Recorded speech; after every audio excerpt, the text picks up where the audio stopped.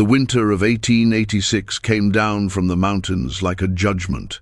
It choked the passes with snow and stripped the cottonwoods bare, leaving their branches like skeletal fingers clawing at a gunmetal sky. For Elias Vance, the silence of the land was merely an echo of the silence in his cabin, a silence that had taken root in his soul 3 years prior and refused to be dislodged. His ranch, nestled in a lonely valley that seemed to cup the very essence of isolation, had once been a place of burgeoning hope. Now, it was just a place of habit. He moved through his days with the grim efficiency of a man who had nothing left to live for but the living itself. He chopped wood, the rhythmic thud of the axe, a hollow heartbeat against the vast white stillness. He tended his meager herd of cattle, their breath pluming in the frigid air like fleeting ghosts. He ate his meals standing over the cast-iron stove, the salt pork and beans tasting of nothing but necessity. The cabin itself was a monument to a life that had ended before it had truly begun. In the corner, a small, unused rocking chair gathered dust, a relic of a future that had been stolen. The quilt on his bed, stitched by his wife Martha's hands, was a cold comfort, its vibrant colors a mocking reminder of a warmth that had long since fled. Martha and their son, a boy who had never drawn a breath, were buried on the rise behind the cabin under a lone pine tree. Some days, Elias would stand there until the cold seeped into his bones, a physical ache that almost managed to distract from the deeper, phantom pain in his chest. He had been a man of quiet faith and gentle words. Now, his prayers had dried up, and his words were reserved for his horse. Grief had not broken him, it had hollowed him out, leaving a hard, protective shell where a heart used to be. The valley, the snow, the relentless wind, they were not his enemies. They were his kin, for they understood the language of emptiness. The blizzard began as a whisper, a subtle graying of the horizon. By midday it was a roar, a swirling vortex of white that erased the world. Elias had seen storms, but this was a different beast, a malevolent thing that howled like a grieving mother. He had spent the morning reinforcing the barn doors and ensuring the cattle were secure in their lean-to, their lowing a nervous complaint against the storm's fury. As dusk began its premature bleed across the sky, a deep disquiet settled over him. It was a fool's errand, but he felt a pull to check the fence line near the creek, a place where the snow tended to drift into treacherous, hidden hollows. Wrapped in his heaviest wool coat, with a scarf tied over the lower half of his face, he leaned into the wind, a lantern swinging from his gloved hand. The light was a feeble, dancing thing, swallowed by the maelstrom just a few feet from its source. Snow clawed at his eyes, and the wind stole the air from his lungs. He was about to turn back, cursing his own foolishness, when the lantern light caught something. A dark shape, a mound against the blinding white, not far from the frozen creek bed. A fallen deer, perhaps, or a coyote caught unawares. He trudged closer, his boots sinking deep into the powder. As he raised the lantern higher, the shape resolved itself. It was not an animal. It was a person, curled into a fetal position, already half buried by the accumulating drifts. He knelt, his knees cracking in the cold, and brushed the snow away. It was a girl, her face ashen and blue, tinged with cold. Her clothes were buckskin, thin and torn, offering no real protection. She was native, that much was clear from her dark hair, splayed like frozen ink against the snow, and the fine structure of her cheekbones. Her eyes were closed, her lips parted slightly, but no breath seemed to pass them. For a long moment, Elias did nothing. He just stared down at her, the wind whipping around them. A part of him, the hard, hollowed-out part, screamed at him to walk away. She was likely already gone. And if she was not, what then? Bringing her into his home was inviting a world of trouble he did not want. The folks in Redemption, the nearest town, were not kind to strangers, and they were especially unkind to her people. She was a problem, a complication in a life he had meticulously stripped of all complications. He could just cover her with more snow. The blizzard would hide everything. No one would ever know. But as the lantern light flickered across her face, he saw the faint trace of a scar on her neck, just below her jawline. He saw the youth in her face, a face that should not be frozen into a death mask in a nameless storm, and then a memory, sharp and painful as a shard of glass, pierced through his hardened resolve. Martha. He remembered her kindness, the way she would rescue injured birds and nurse them back to health. "Everything deserves a chance, Elias," she used to say, her voice as warm as summer sun. A groan escaped his lips, a sound of bitter conflict. He could not leave her. Leaving her would be a betrayal not just of her, but of the man he once was, the man Martha had loved. With a final, weary sigh that was ripped away by the wind, he carefully scooped her into his arms. She was lighter than a sack of feed, a fragile collection of bones. He turned his back to the wind and began the slow, arduous journey back to the cabin, carrying the storm's unwanted offering. Inside, the sudden warmth and quiet were a shock to the senses. He laid her gently on the rag rug before the hearth, the fire little more than glowing embers.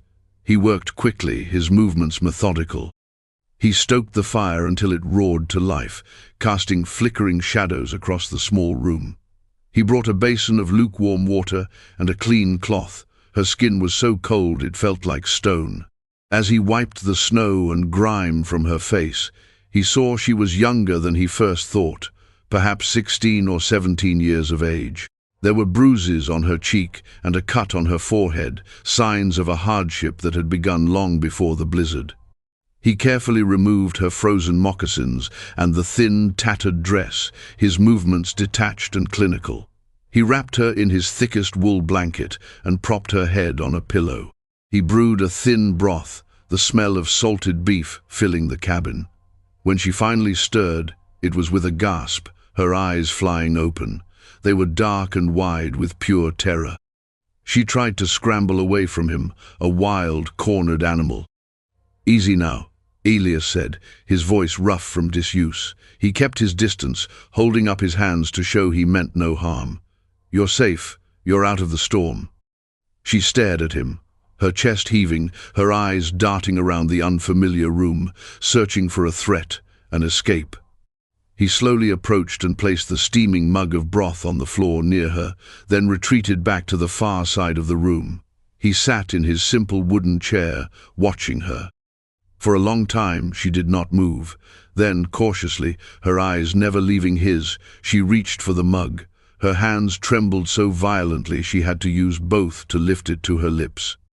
She drank, the hot liquid seeming to bring a flicker of life back into her. He gave her his bed, taking the floor by the fire for himself. For 3 days, the blizzard raged outside, locking them together in the small cabin. It was an uneasy truce. He cooked for her, kept the fire going, and tended to her cut. He tried to speak to her, simple questions born more of a need to fill the oppressive silence than a true expectation of an answer. "What's your name?" he asked, his voice gentle. She only stared at him, her expression unreadable. "Where did you come from? Your people, are they near?" Silence. A profound, unbroken silence that was different from his own. His was born of loss. Hers felt deeper, more fundamental. She did not speak, not a word, not a sound. On the 3rd day, he noticed it more clearly as he brought her a plate of food. He saw the way she held her jaw, the way her eyes communicated a fierce intelligence and a world of feeling, but her lips remained sealed. He remembered the faint scars he had seen on her neck. An awful suspicion began to form in his mind. He reached out slowly, his fingers gently tilting her chin towards the firelight. She flinched, but did not pull away. There they were, thin white lines against her brown skin. Old scars, violent scars. The realization landed in his gut like a stone. She was not refusing to speak. She could not speak. Someone, somewhere, had taken her voice from her. The knowledge changed everything. Her vulnerability was not just that of a lost girl, it was the vulnerability of someone who had been deliberately and cruelly silenced. A surge of protective anger, an emotion he had not felt in years, rose within him. He pulled his hand back as if burned. "I'm sorry," he whispered, though he did not know if she understood the words. He only knew that the fragile truce in the cabin had just been sealed by a shared understanding of pain. When the storm finally broke, the world outside was pristine and blindingly white, reborn under a pale winter sun. The immediate crisis was over, but a larger one loomed. Elias could not keep her. It was improper. It was dangerous. The world would not understand. He also knew, with a certainty that defied all logic, that he could not send her away. To send her out into that wilderness, voiceless and alone, was a death sentence. He began to invent a name for her in his mind. Winona. It was a Lakota name he had heard once, long ago. It meant firstborn daughter. It felt right somehow. In the days that followed, a new routine began to form, one built on gestures and shared tasks. He showed her how to feed the chickens, how to stack firewood, how to mend a leather strap. She was a quick study, her hands nimble and sure. She moved with a quiet grace that seemed at odds with the harshness of her past. He started talking to her, not expecting a reply, but simply to fill the air. He told her about the ranch, about the way the seasons changed the valley. He told her about his plans for the spring planting, plans he had not truly believed in himself until he spoke them aloud to her. And one evening, sitting by the fire, the words just came, unbidden. "I had a wife," he said, his gaze fixed on the flames. "Her name was Martha. She would have liked you." He spoke of her laughter, of the way she smelled of cinnamon and sunshine. He even spoke of their son, the tiny, perfect boy he had held for only a moment before burying him beside his mother. He poured out 3 years of silent grief into the quiet space between them. Winona just listened, her dark eyes fixed on his face, and for the first time he did not feel entirely alone with his ghosts. He felt witnessed. Life settled into a rhythm. The harsh edges of winter began to soften. The snow receded, revealing the muddy, sleeping earth beneath. The unspoken bond between them strengthened with each passing day. It was forged in the simple acts of cohabitation, the shared meals, the warmth of the fire, the teamwork required to survive. He learned to read her expressions as if they were a language all their own. A slight furrow of her brow meant confusion, a quick, small nod meant understanding. A softness in her eyes was her version of gratitude. The first true smile came unexpectedly. A newborn calf had gotten itself tangled in a thorny thicket down by the creek. It was crying pitifully, and its mother was frantic. Elias was struggling to cut it free without injuring the panicked animal further. He was growing frustrated, his movements becoming clumsy. Winona appeared at his side, her presence a sudden calm in the small chaos. She made a soft, shushing sound, not with her voice, but with her breath, and began to gently stroke the mother cow's nose, calming her. Then, with deft fingers, she worked at the branches, pointing out to Elias exactly where to cut. Together, they freed the calf, which stumbled straight to its mother's side. Elias leaned against a tree, breathing heavily, a sense of relief washing over him. He looked at Winona, intending to nod his thanks. But she was looking at him, and on her face was a small, hesitant but genuine smile. It was like seeing the sun rise after a long night. It transformed her face, erasing the shadows of her past for a brief, brilliant moment. Elias felt an answering smile touch his own lips, a foreign feeling like a muscle unused for years. In that shared, silent moment of victory, something shifted. The ice around his heart did not just crack, a piece of it melted away. With the arrival of spring, the need for supplies became urgent. The town of Redemption was a full day's ride, and Elias dreaded it. He was torn. Leaving Winona alone at the ranch felt unsafe, but taking her with him felt like walking into a cage of wolves. In the end, he decided the greater danger was leaving her vulnerable. He hitched the wagon, and she climbed up beside him, her face impassive, but her hands clasped tightly in her lap. Redemption was a dusty collection of clapboard buildings that baked in the spring sun. As they rode down the main street, a hush fell over the usual bustle. Windows seemed to gain eyes. Porch conversations faltered. Elias felt the weight of their stares, hostile and curious. He kept his gaze fixed straight ahead, his jaw tight. Winona seemed to shrink beside him, pulling her blanket tighter around her shoulders. At the general store, Mr. Prescott, the proprietor, greeted him with a strained cordiality that did not reach his eyes. "Elias, been a while." His gaze flickered to Winona, who stood just inside the doorway. "Got company?" "I need flour, salt, coffee," Elias said, his tone flat, cutting off any further questions. As he loaded the supplies, the town's judgment became more vocal. He saw the whispers, the pointed fingers. Sheriff Callahan, a man whose weary expression suggested he'd seen too much of human nature, approached him. "Elias," the sheriff said, his voice low, "you know I don't pry into a man's business, but this is causing a stir. A man living alone with an Indian girl. People get the wrong idea. It ain't safe, for you or for her." "She needed help," Elias stated simply, not offering any more explanation. The ugliest confrontation came from Amos Blackwood, a rival rancher whose face was a permanent sneer. Blackwood had lost land to Elias's father in a legal dispute years ago, and had nursed the grudge ever since. He swaggered over, two of his hired hands flanking him. Well, look what we have here," Blackwood drawled, his eyes roaming over Winona with a possessive insolence. "Got tired of your own company, Vance? Decided to get yourself a pet squaw?"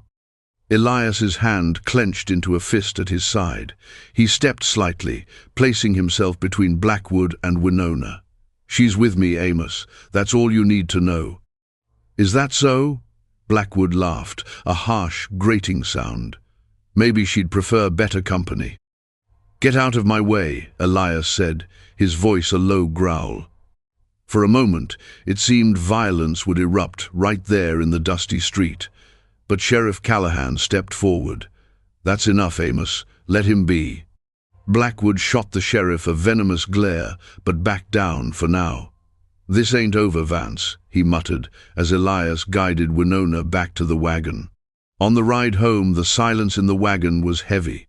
Elias felt a cold fury, but also a new and unfamiliar sense of fierce possession. They had looked at her like she was property, a thing to be used or discarded. The injustice of it burned in him. He stopped the wagon before they reached the ranch and turned to her. He saw the fear in her eyes, the same fear he had seen the night he found her. Before he could think it through, he reached into one of the bags from the store. He had bought it on an impulse, a simple dress of blue calico and a sturdy pair of leather boots. He handed them to her, a clumsy, inadequate gesture. "For you," he said gruffly. She took them, her fingers brushing against his. She looked at the dress, then up at him, and in her eyes he saw not just gratitude, but a flicker of something else. Understanding. She understood that this was more than a gift. It was a declaration. He was choosing her. He was standing with her against the town, against the world. From that day on, the ranch was no longer his place of exile. It was their fortress. The animosity from redemption did not fade. It festered. Travelers on the main road would sometimes detour towards his land, their curiosity a palpable intrusion. Twice, he found a section of his fence cut, his cattle scattered.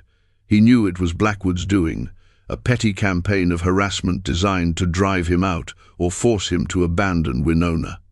But the threats only solidified his resolve. He worked harder, his eyes constantly scanning the horizon. He taught Winona how to load and fire the old rifle, her hands steady, her aim surprisingly true. They were no longer just a man and a girl, they were partners in a silent siege. The predictable malice of men like Blackwood was easier to face than the quiet moments of tenderness that began to bloom in the spaces between the fear. He found himself watching her as she worked in the small garden she had started, her movements fluid and sure as she coaxed life from the soil. He would catch her looking at him from across the fire, a soft, questioning look in her eyes. The physical space between them in the small cabin seemed to shrink, charged with an unspoken awareness. The loneliness that had been his constant companion for 3 years had vanished, replaced by a feeling so new and fragile he was afraid to give it a name. One evening, a late summer storm rolled in, the thunder rattling the window panes. The fury of it reminded him of the night he had found her. He looked at her, sitting by the fire, mending one of his shirts, the picture of domestic peace. The contrast was so stark it stole his breath. He had saved her from the storm, and in doing so, she had saved him from the suffocating quiet of his own heart. He crossed the room and knelt before her. He took the mending from her hands and held them in his own. They were small and calloused, but they were the strongest hands he had ever known. "Winona," he said, the name feeling natural on his tongue for the first time. He did not know what to say. The words for what he felt did not exist in his limited vocabulary. So he simply raised her hands to his lips and kissed her knuckles, a gesture of reverence and fealty. She did not pull away. Instead, she leaned forward and gently, hesitantly, rested her forehead against his. It was a kiss, a promise, and an acceptance, all without a single word. The inevitable confrontation came on a hot, breathless afternoon in early autumn. Elias saw the dust cloud from a mile away. 3 riders, moving with a purpose that was not friendly. He grabbed his rifle from its pegs above the door and stepped onto the porch.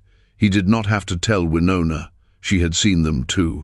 She emerged from the cabin a moment later, the wood-chopping axe held loosely in one hand.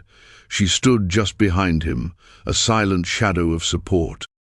It was Blackwood, of course, with 2 of his brutish hands. They were flushed with whiskey and malice.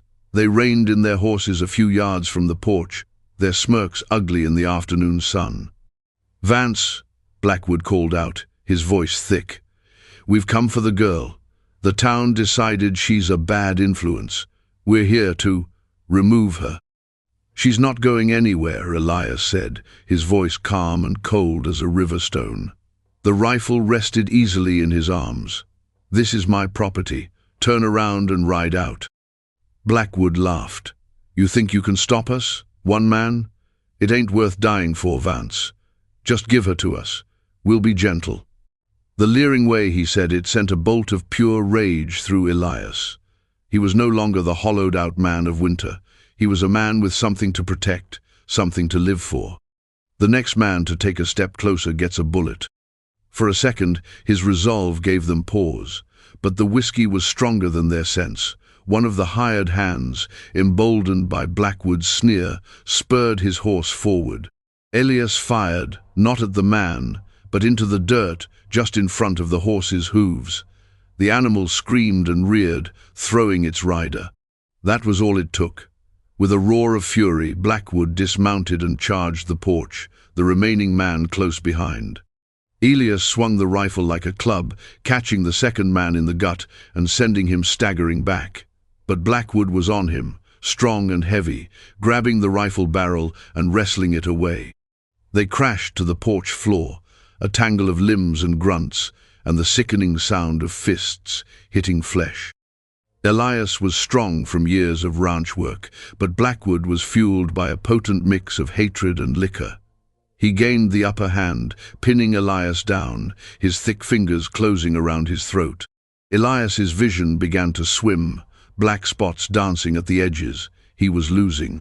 Then a movement. A shadow fell over them. Blackwood grunted, his grip suddenly slackening. Elias gasped for air, pushing the heavier man off him. He looked up to see Winona standing over them, her face a mask of fierce determination. The axe was in her hands, held high. She had not used the blade. She had struck Blackwood squarely on the back of the head with the flat of the axe head, a blow delivered with perfect, disabling precision. Blackwood lay groaning on the porch boards, conscious but incapacitated. The other 2 men, seeing their leader defeated and the silent, fearsome woman with the axe, scrambled for their horses and fled without a backward glance. Elias pushed himself to a sitting position, his throat raw, his body aching. Winona dropped the axe and rushed to his side, her hands fluttering over his face, her eyes wide with concern. He reached up and caught her hand, holding it tight. They stayed like that for a long moment, the only sounds the buzzing of flies and Blackwood's pathetic moans. The sound of an approaching horse made them both look up. It was Sheriff Callahan riding hard. A neighbor, hearing the shot, must have ridden for him. The sheriff took in the scene at a glance. Elias, bruised and battered on his own porch, Blackwood, clutching his head and groaning, and the silent native girl standing guard over her man. He looked from Elias's determined face to Winona's unwavering loyalty, and a flicker of something like respect crossed his weary features. He had come expecting to solve a problem, but he found a solution instead. "Looks like you had some unwelcome visitors, Elias," he said, his tone dry. He dismounted and hauled a whimpering Blackwood to his feet. "Amos, I'm arresting you for assault, trespassing, and being a damn fool." He did not even glance at the axe on the porch. He saw a man defending his home and a woman defending her family. In the quiet aftermath, as the sun began to set, casting long, golden rays across the valley, a new peace settled over the ranch. It was not the empty peace of solitude, but the deep, resonant peace of shared survival. Elias and Winona sat on the porch steps, tending to each other's minor wounds. The barriers between them, built of silence and sorrow and suspicion, had been burned away in the heat of the fight. He turned to her, his heart full of words he could not properly articulate. He wanted to tell her that she had given him his life back, that she had filled the hollow spaces inside him with a strength and purpose he thought he had lost forever. Instead, he simply took her hand. "Stay," he said. It was not a question or a command. It was a plea. "Stay with me, Winona. This is your home now, if you'll have it." She looked at him, and her answer was as clear as any spoken word. She squeezed his hand and leaned her head against his shoulder, and for the first time a sound escaped her lips. It was not a word, but a soft, contented sigh. It was the most beautiful thing Elias had ever heard. The cabin that had been a tomb of grief, slowly, surely, became a home. The silence was not vanquished, but transformed. It became a comfortable quiet, punctuated by the small sounds of a shared life. And in time, it was filled with new sounds altogether. The first was the cry of a baby boy, with his father's steady eyes and his mother's quiet grace. Then came a daughter, and another, and 2 more sons after that. 5 children, born in the small cabin that had been expanded, room by room, to hold the burgeoning life within it. Elias Vance, the lonely cowboy who had died with his wife and child 3 years before the blizzard, was reborn. He became a father, a husband, a patriarch. Winona, the mute girl left to die in the snow, became the unshakable heart of their world. She never regained her voice, but she did not need to. She spoke in the bread she baked, in the stitches she sewed, in the gentle hand that soothed a fevered brow, and in the fierce, unwavering love that shone from her dark eyes. Their children grew up fluent in 2 languages, the English of their father and the profound, expressive silence of their mother. They built a life not on words, but on a foundation of resilience, courage, and the simple, stunning truth that a home is not a place, but a person.